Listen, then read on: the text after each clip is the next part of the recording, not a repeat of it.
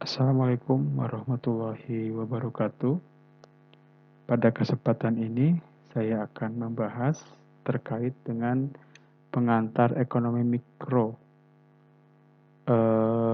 Kemudian juga akan dibahas pada sesi berikutnya, itu hukum permintaan.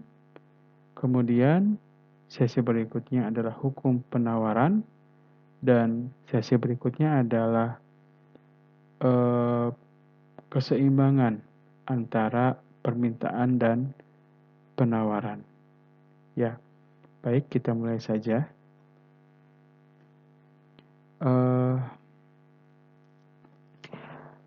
Ekonomi mikro, ya.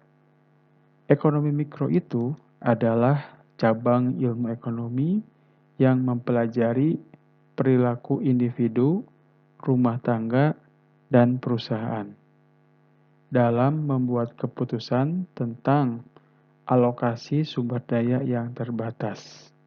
Ya, jadi ada 3 ya pelaku ekonomi dalam ekonomi mikro.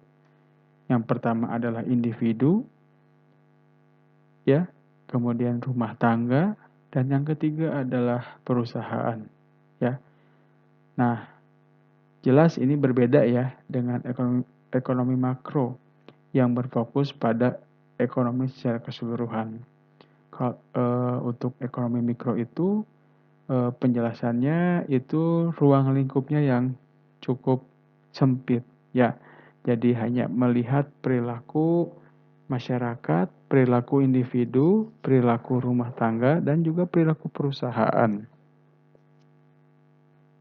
Nah, ada 3 prinsip dasar dalam ekonomi mikro.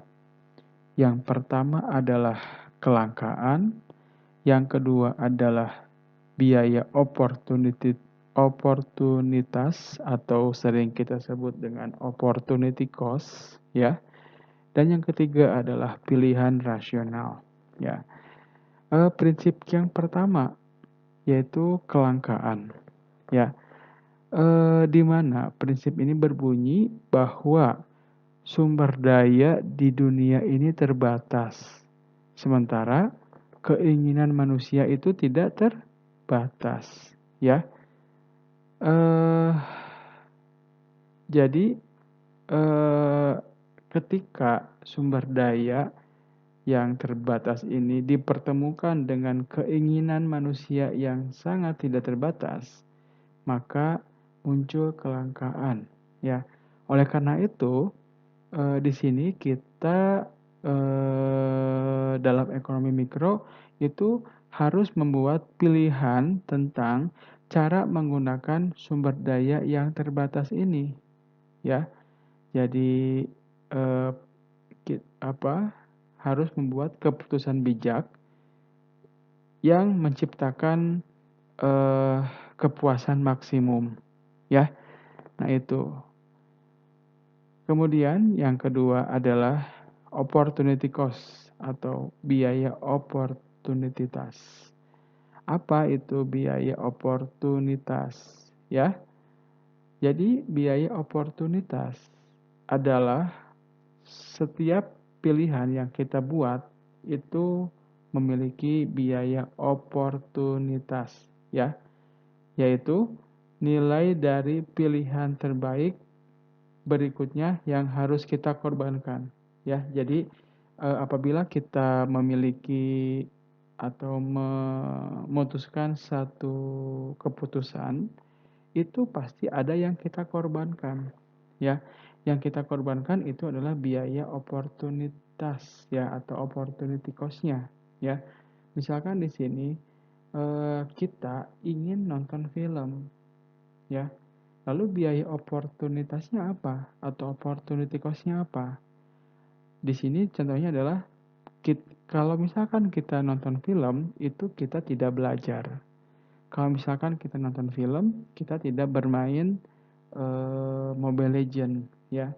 Kalau misalkan kita nonton film, kita tidak bisa mengantar ibu pergi ke pasar, ya. Jadi pilihan yang kita putuskan, yang kita pilih, ya, yang kita putuskan itu memiliki dampak-dampak, ya. Ada dan memiliki sesuatu yang harus kita korbankan. Nah, itulah yang disebut dengan biaya oportunitas, ya.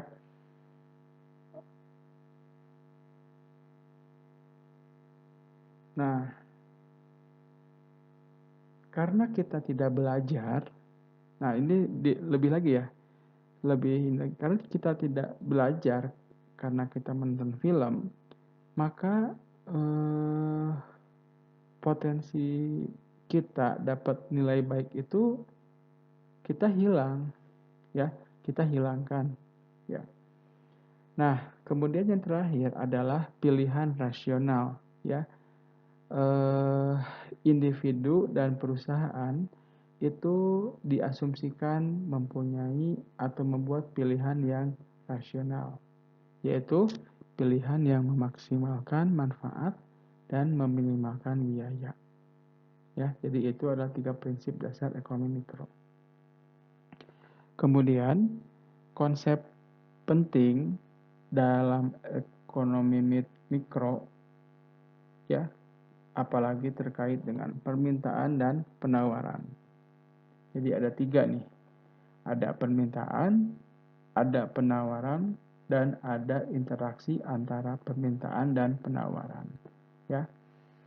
Nah, apa itu? Yang pertama adalah permintaan. Apa itu permintaan?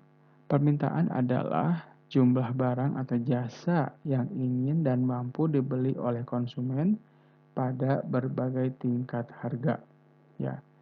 Hukum permintaan menyatakan bahwa ketika harga suatu barang meningkat, kuantitas yang diminta akan menurun, ya. Dan faktor-faktor yang mempengaruhi permintaan antara lain adalah barang itu sendiri, pendapatan konsumen, harga barang lain, dan selera konsumen, ya.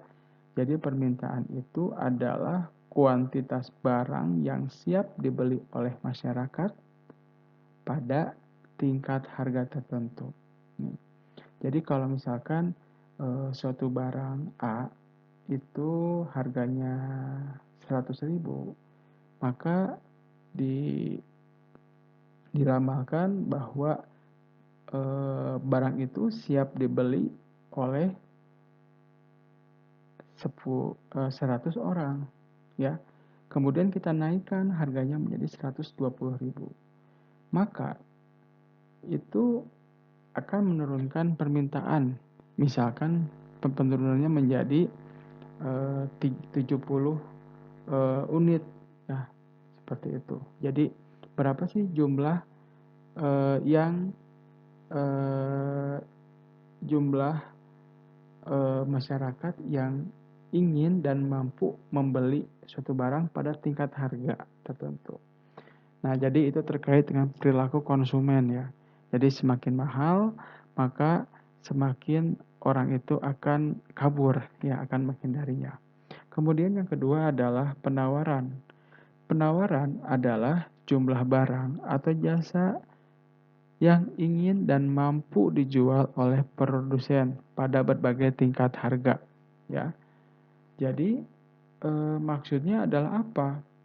Maksudnya adalah ini terkait dengan perilaku produsen, ya, perilaku perusahaan, di mana secara rasional bahwa perusahaan menginginkan pendapatan yang lebih besar, ya, sehingga ketika suatu harga itu meningkat, maka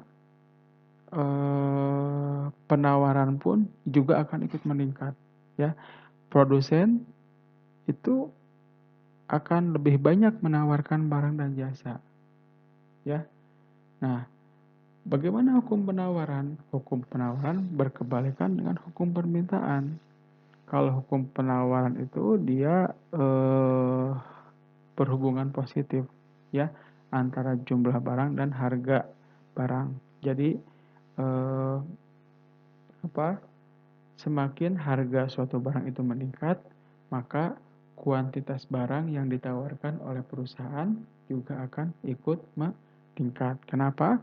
Karena ketika meningkatnya harga, ya, maka perusahaan akan lebih senang karena meningkatnya harga suatu barang meningkatkan pendapatan perusahaan, meningkatkan laba perusahaan, ya. Nah, faktor-faktor yang mempengaruhi penawaran antara lain adalah harga barang itu sendiri, biaya produksi, dan teknologi. Yang ketiga adalah interaksi antara permintaan dan penawaran. Ya, jadi ini harus ada keseimbangan antara penawaran dan permintaan, ya, atau keseimbangan pasar, ya. Jadi pada harga berapa, ya, permintaan dan penawaran itu seimbang, ya. Jadi tidak ada kelebihan barang yang ditawarkan ataupun tidak ada kelebihan barang yang diminta, atau tidak ada kelebihan permintaan dan tidak ada kelebihan penawaran. Seperti itu, ya. Nah, itu interaksi. Nah, jika harga berada di atas harga keseimbangan, maka terjadi kelebihan penawaran, ya.